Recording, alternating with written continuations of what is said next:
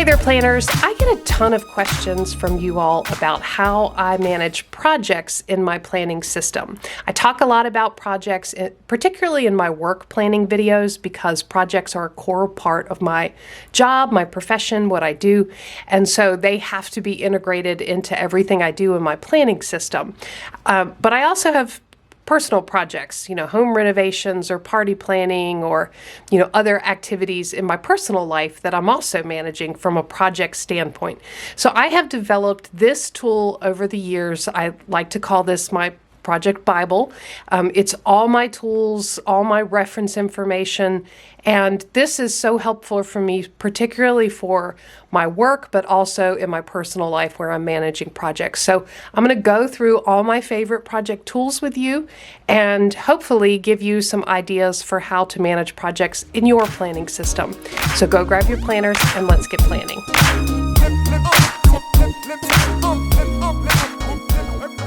So let me start by talking about what is this planner. This is an A5 Filofax Finsbury in black.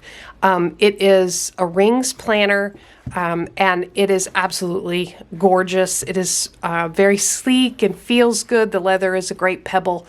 It feels really great. I absolutely love this planner for this purpose. The rings are the perfect size, and this is a reference binder for me, a reference notebook for me, dedicated to all things projects.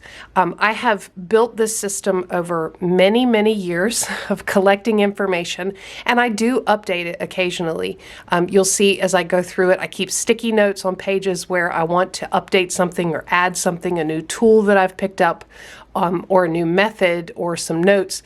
So I do update this occasionally, probably once a year. But this is kind of like a Bible to me when it comes to managing projects.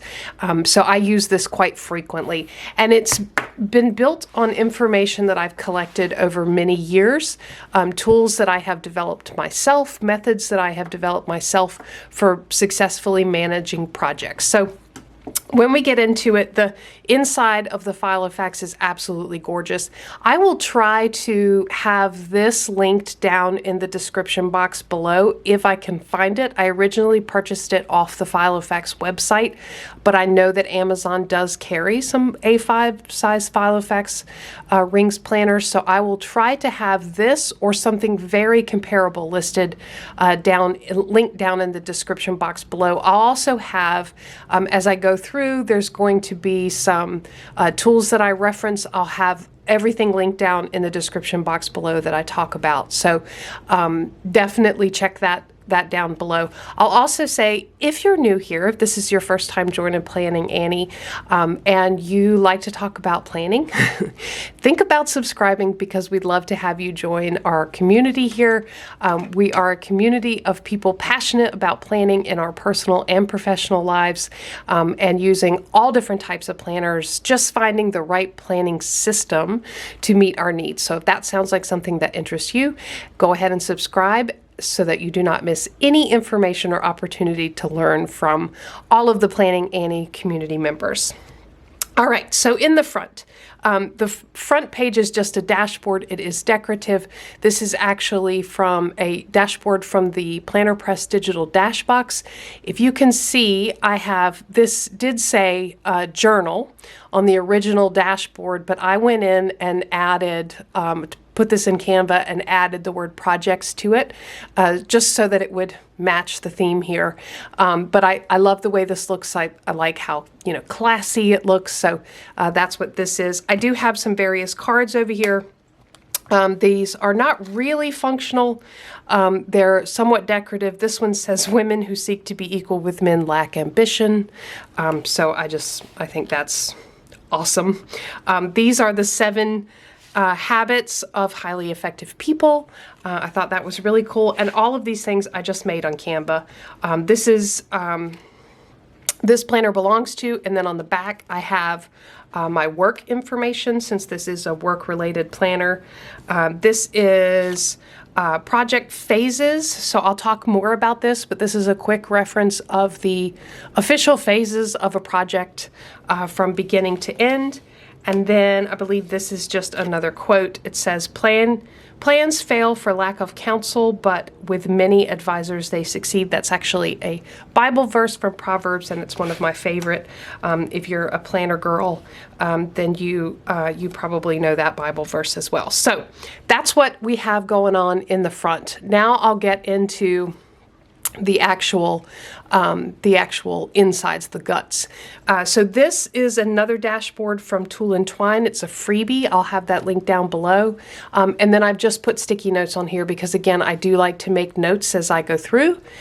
This is an inbox so that if I have any incoming items or anything I need to reference, I can just pop them on here. And then I have a Vellum dashboard that I made. The way that I make these dashboards, I actually print out what I want to in the size that I want to on Vellum, and I'll have the Vellum that I use listed down in the description box below, and then I cut it out and then run it through the laminator. So I've got this sort of semi-transparent dashboard. This is actually a table of contents, and I just have the different sections, and then you can see I've got my tabs here on the side. These are white Avery tabs, and I have put stickers on them. So 1, 2, 3, 4, 5, down to 7. The way I have this reference binder set up. So the first section is just general information about project management. The second through the 6th section are actually the project phases. So initiation, plan, execution, monitor, control, and closure. And then the 7th section are some tools that I like to use throughout project management, particularly some planner printables, and some of them are free. Actually, I think most of them are freebies, free printables that I have collected over the years. And so make sure you stay tuned for that section because there's some really good ones if you're looking for freebies in your planner for project management.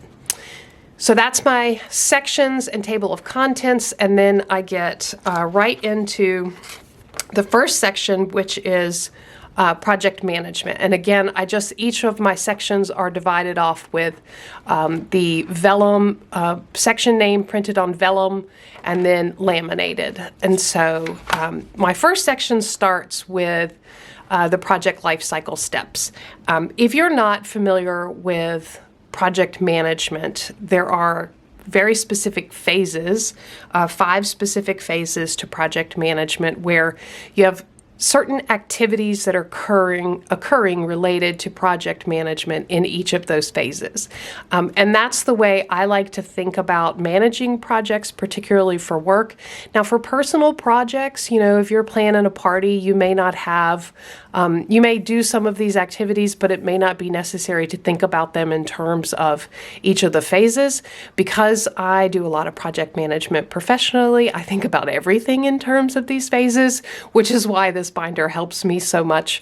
But this is just reference information for me. So I've got the visual, and then I've got each of the project phases kind of explained with a little checklist of what are the types of activities that occur in each one of those phases. Now, this information is information that I have studied and collected over the years and kind of formatted the way I want them. I've had these for years. This section changes very little.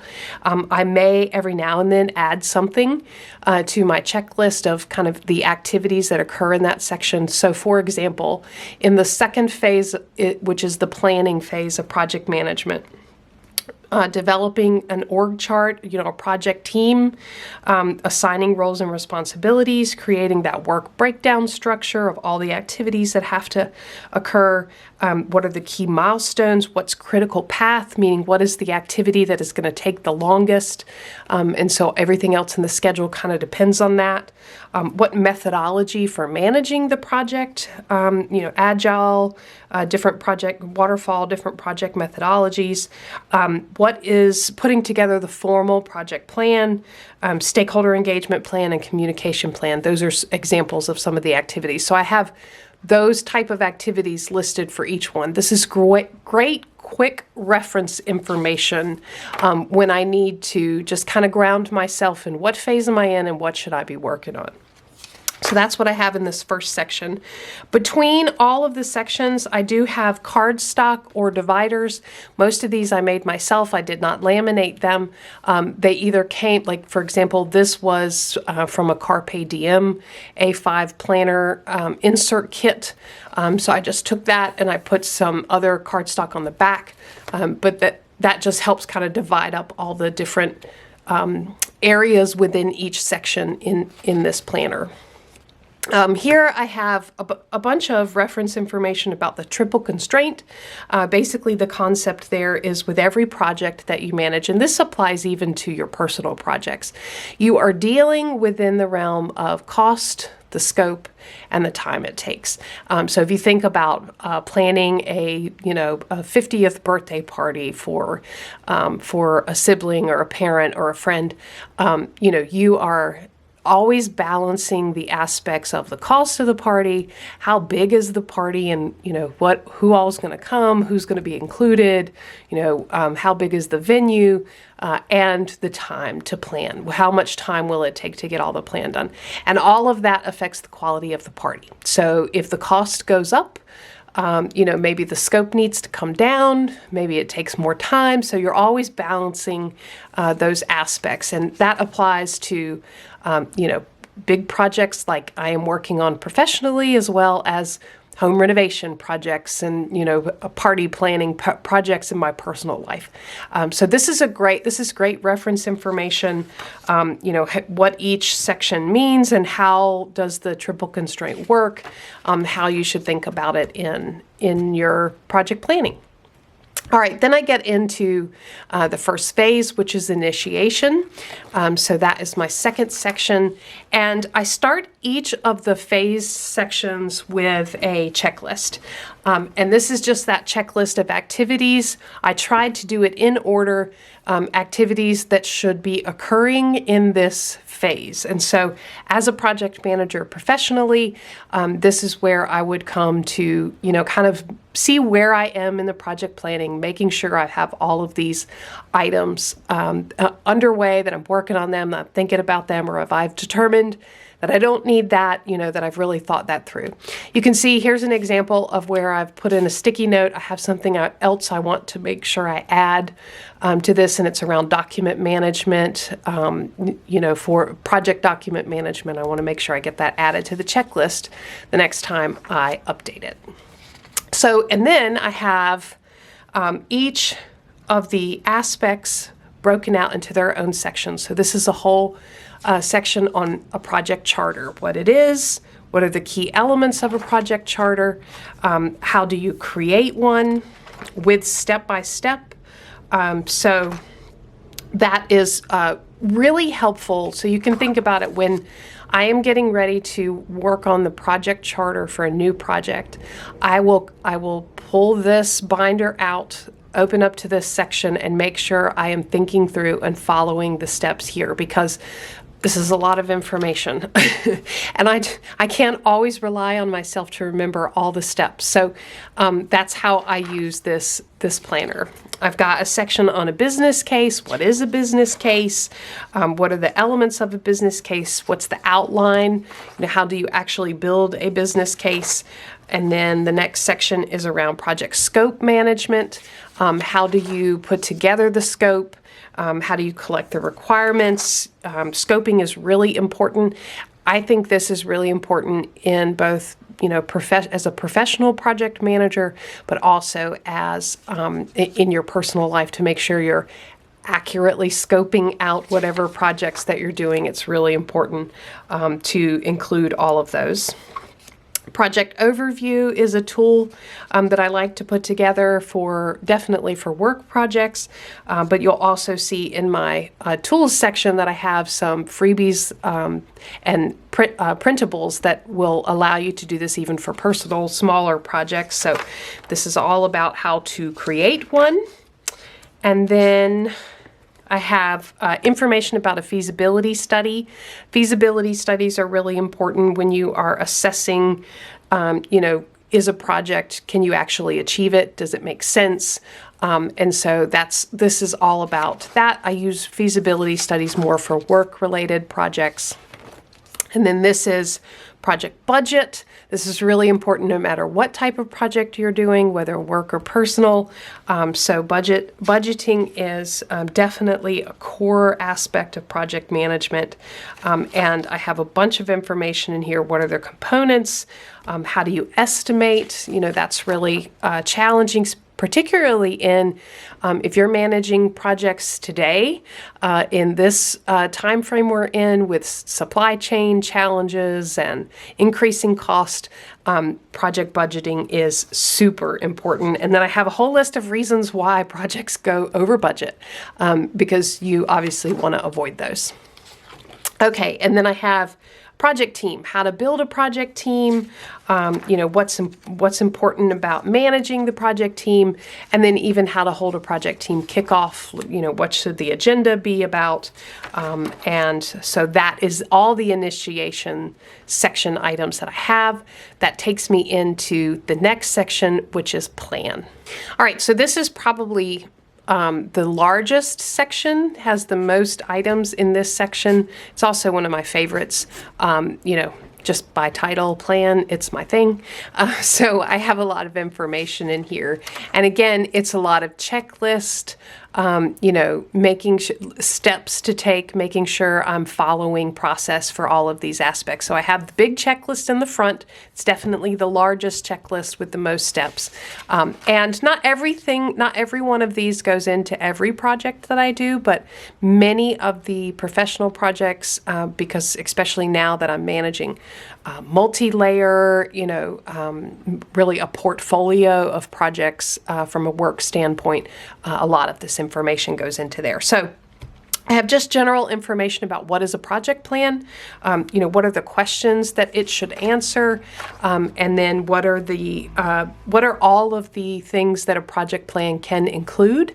And then I begin the sections in here for each one of them. Work breakdown structure is a really important one. It's where you're taking the larger activities and breaking them down into individual steps so that you can see how long things take, how many resources need to be assigned, how much is it going to cost, all of that stuff. This is a very time-consuming activity, but it is critical to building a project that will, arrive on time, in budget, and meet the expectations, the requirements needed. I think work breakdown structures are really important, not only for professional projects, but for personal projects and just for managing my own time. The concept of work breakdown structures is something that I use quite a bit in my day-to-day life for just maybe not to the degree that I would use it for a large work project, but definitely the concepts I think are really important about taking the larger activities and breaking them down into smaller steps. So how to create, I've got all the steps there.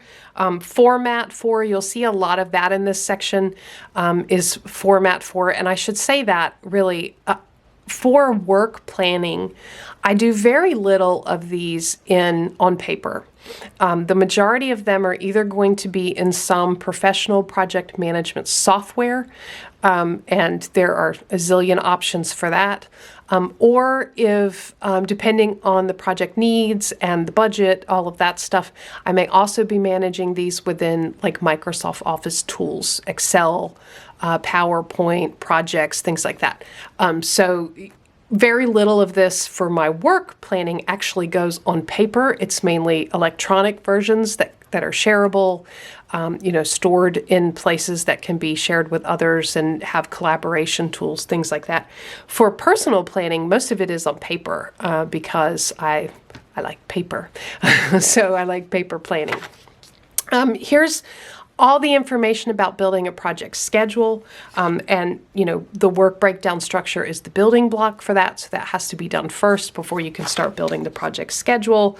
All the steps to create everything, how to identify critical path, which is really important because that really sets the tenor and tone and pace for the rest of your schedule. Resource management plan is all about how resources are going to be, acquired, used, and resources can be people, dollars, materials, all of that stuff. So I've got information about that and how to build that. Statement of work is something I rarely use outside of work projects, but it is a contractual document used when I am working with third parties, external third parties. So how to create that, and then a RACI matrix. RACI is an acronym, and it's all about building out roles and responsibilities, who's accountable, who needs to be consulted, who just needs to be informed.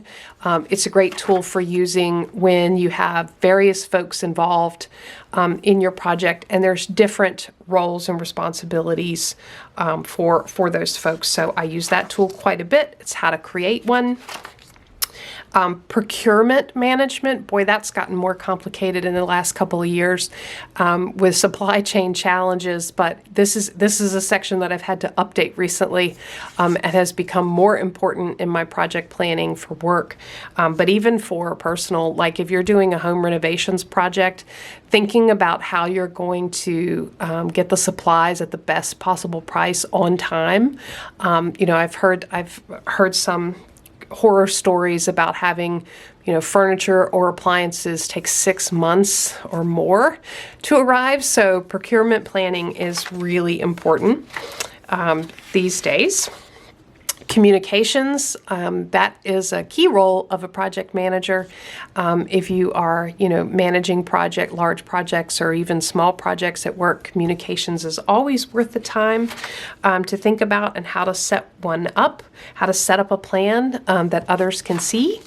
And different strategies to use, how different approaches to use. And then risk management plan. This is one that I also use both for professional and personal. It's really good to think about what could go wrong and how do you mitigate that up front rather than to have to deal with it in the midst. So different steps to set up a risk management plan. Issues plan. So issues and risk are different. Risk might happen, issues have happened. And so how are you going to identify, track, resolve, escalate issues as they occur and make sure nothing falls through the cracks? And then next section is quality management. So that's important, particularly for my work projects. Just making sure I have a good plan for quality assurance and quality management. And then requirements management plan. This is important for me from a work standpoint when there are certain requirements that have to be met. Let's say they're like regulatory requirements or just customer requirements that have to be met. You want to make sure you have a good plan for identifying those and managing those. So I've got the steps for how to create that. And then configuration control. So this is all about if you are manipulating or impacting an existing system and changing the configuration of that system, how are you managing that so that you don't have downstream effects that you didn't mean to, or that you do have downstream effects that you wanted to.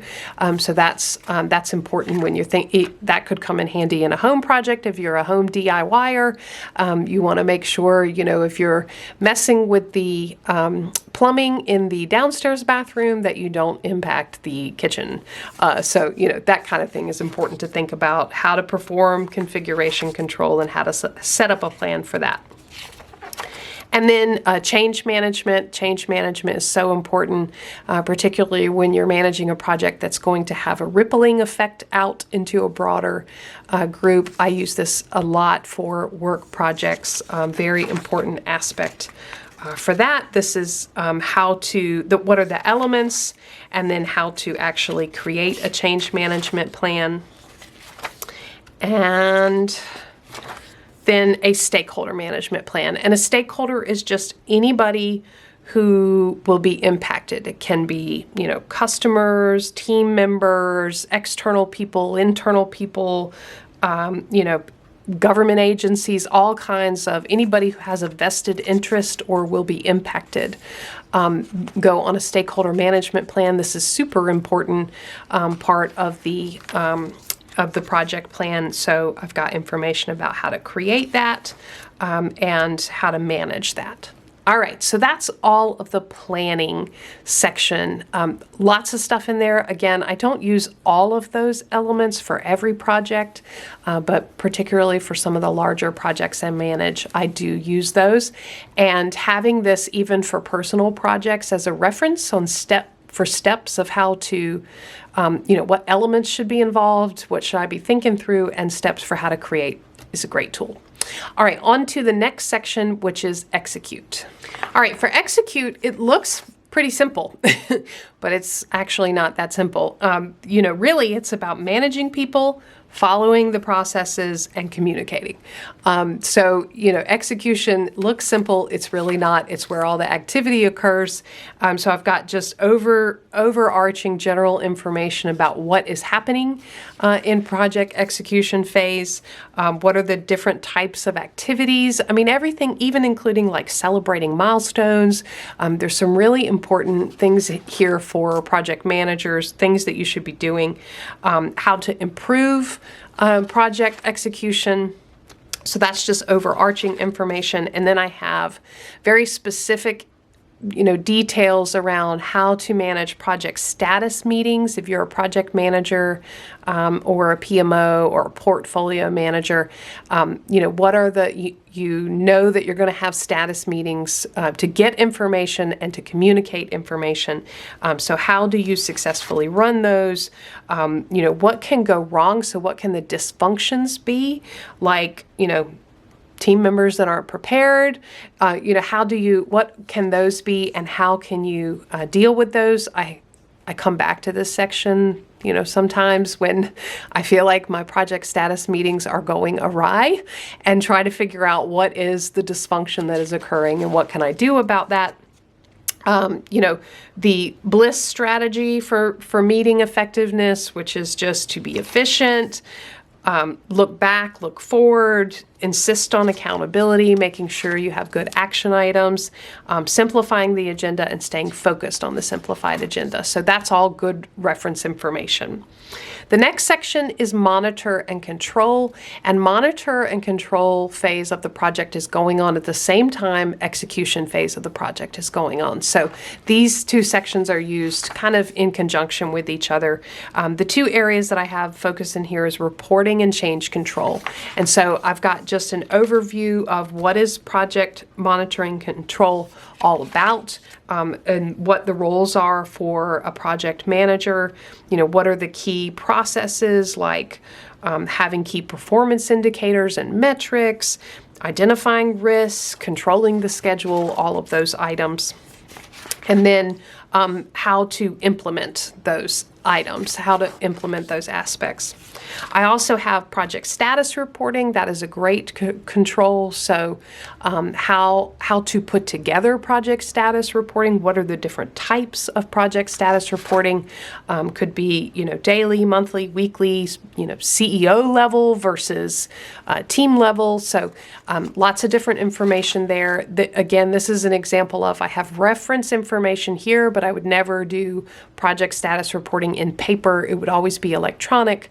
And so I have, dashboards, things like that, templates that I set up. And you can find a lot of great templates. If you don't have access to templates for these type of things and you're wondering how to start building them, you can find really great templates online, some different project management sites. A quick Google search will bring you a lot of great results.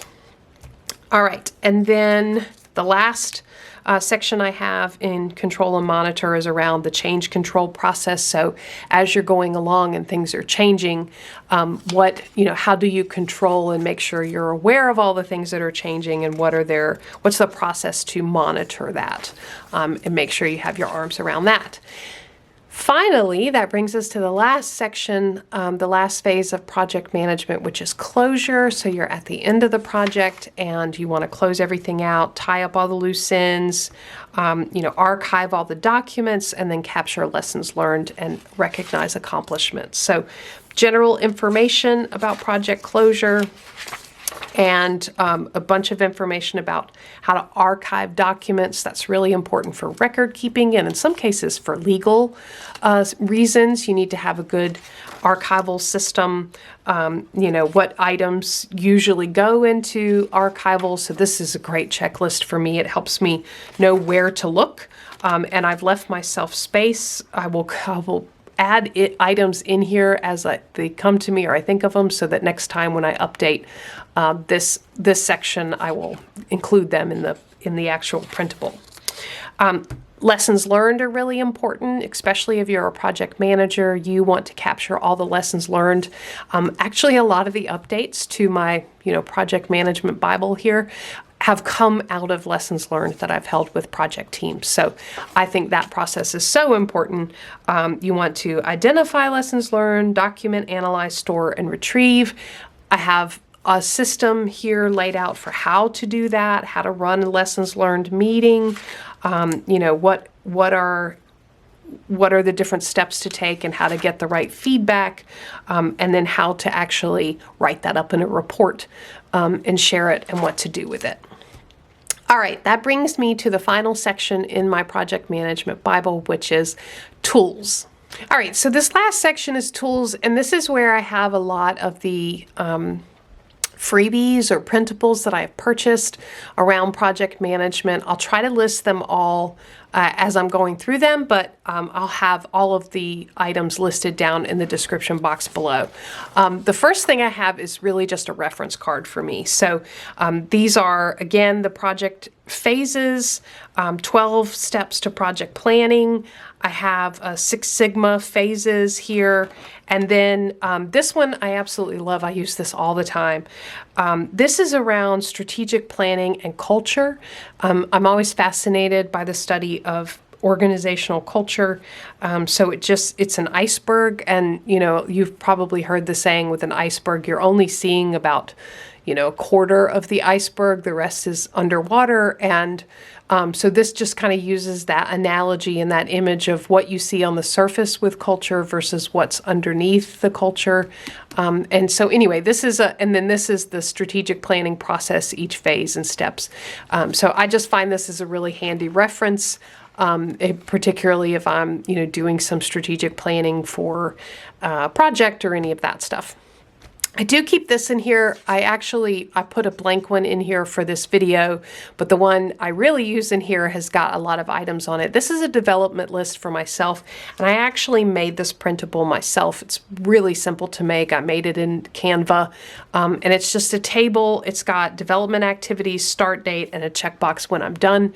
So this is for me professionally, different activities that I want to make sure I'm tackling to keep my skills fresh and stay up to date on, the work that I'm doing. So I keep a development list there. This is a Getting Things Done reference, and it's actually from the Getting Things Done website, but it's, the system, incoming stuff goes into an inbox, how to sort it out, a quick reference card for getting things done. And then on the back, there's a weekly review process here. And then I actually put my own weekly review process printable in here. If you want to learn more about my weekly review process, I have several videos on this. I'll have them linked down below in the What to Watch Next section. But I find a weekly review super helpful, particularly when you're managing projects, because, especially if you have more than one. But just, as a project manager, you need to stay on top of where everything is. And I would be completely lost without my weekly review process. So on the back, I have my brain dump triggers. This printable actually came from EO Edits. I don't know if it's still available as a printable, but if so, I'll link it down below. But it's a planner purge, so this kind of a challenge for how to keep your planner fresh. It's 15 steps to take, like, for example, get rid of any decor you don't believe is beautiful, special, or meaningful. Just different ways to purge out and clean out your planner. And then there's a little quote back here on the back. SMART goals, this is a reference I made with some just some images about how to write SMART goals. I find SMART goals useful. SMART is an acronym: specific, measurable, actionable, realistic, time-bound. I got these images off Pinterest and just put them together here as a reference card. But I think it's important to write SMART goals not only for your own, goal setting, but also for, projects, anywhere you're setting goals. So, okay, so here are some of the tools that I use. This is a project plan, and this is actually from Mindful Hustle Lab. I did purchase these. They're a shop on Etsy. I'll have them linked down below, but this is such a great template for project management. You've got the title, the start date, the due date, goals and objectives, a little brainstorming session with some dot grid here, project milestones. So you've got space to put 5 project milestones, and then the action steps, due dates, and a checkbox for completed. And then you can also put the project status down here, and there's planning, draft, and completed, which I think is really handy. So this is a great printable. Mindful Hustle Lab has quite a few of these.